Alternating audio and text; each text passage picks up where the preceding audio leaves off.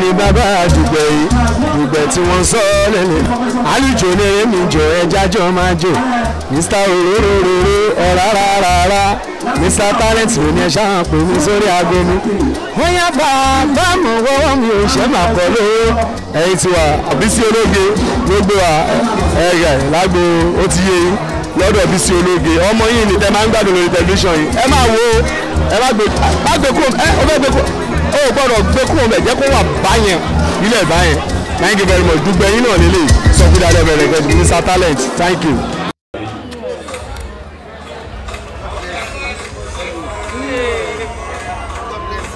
bàbá wa aláàjì balógun mi ò ní wá ní ti bàbá dáadáa lẹ́sìn ìgbà èèyàn swaga ní yọ pàmò lè kí lọ sí gábọ̀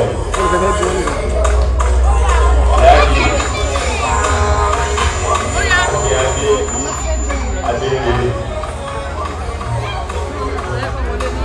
ẹ̀jẹ̀ bíbí ìgbè lórí púpọ̀ yìí ọmọ olómi lẹ́nu ọmọ àgbẹ̀ ọmọ ọ̀lẹ̀ kọ̀ọ̀kan ìṣòro tí ó ń lò ọmọ ẹ̀mí tó mẹ́jọ wọn sábà ní kórè ìgbórí tiẹ̀.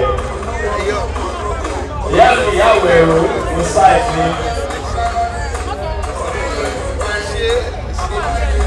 madam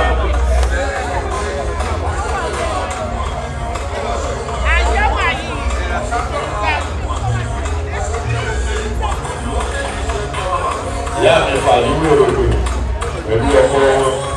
Maisa! Ìyá ẹ̀ ló lò. Wọ́n bá gbé kí mo tó sọ. Sani. Àìjẹ́kọ̀ọ́. Adẹ́rì àtàwa náà. Kẹ́mi bọ́lá Jésù ní wáìtì. Ọmọ mi ló ṣùọ̀. Lórí ìṣubú láíláí. Princess Naira. Àwọn ọmọ ọlọ́sìn ṣe ń gbọ́ ẹ̀kú palẹ̀. Wíwá Madam Saje. Ọwọ́ abẹ́rẹ́ lẹ́ẹ̀kan. Wọ́n ti ń bọ̀ wẹ́rẹ́wẹ́rẹ́. Ó yà. Wọ́n máa ti wà ní ọlọ́run. Ó yà àgbàgbà. Àyíká. Àṣẹ ọlọ́run.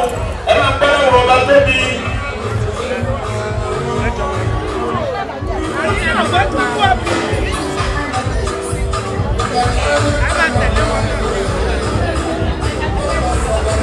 Jojo body beats.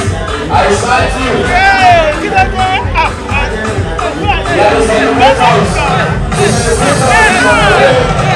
She's stepping in.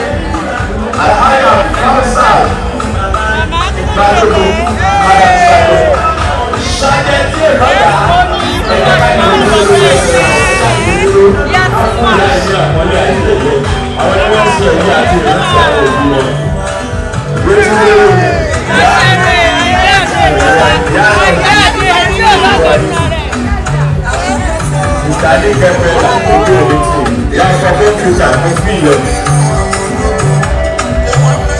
Ọmọ kẹ́tù ní wáìtì.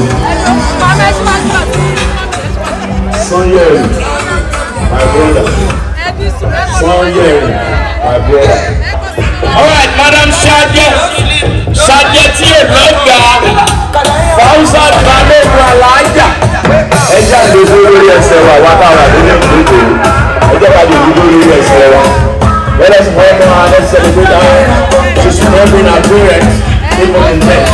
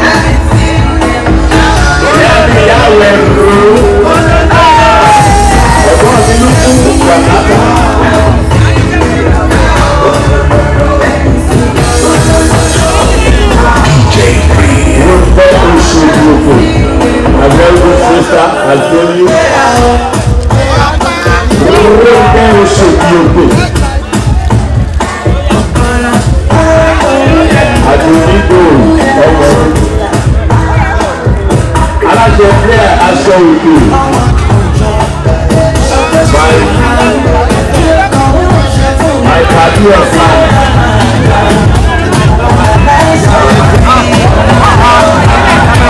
Àjọ̀dá ọmọ ọlọ́gẹ̀dẹ̀. Ìyá Yorùbá. Ọ̀gẹ̀dẹ̀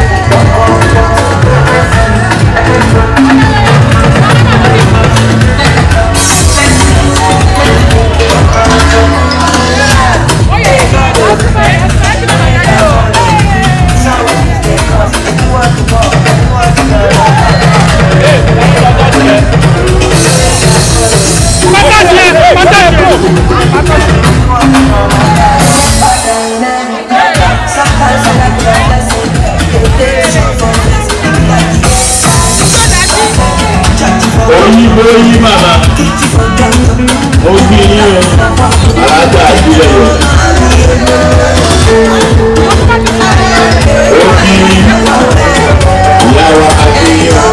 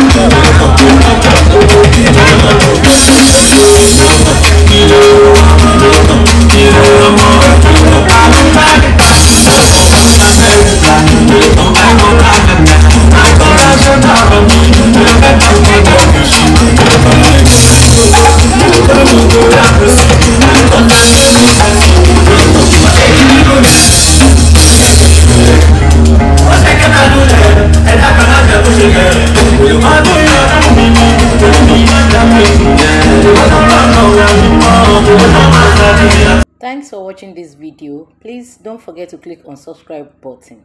Kindly comment and share. We drop new videos daily. Thank you. God bless you.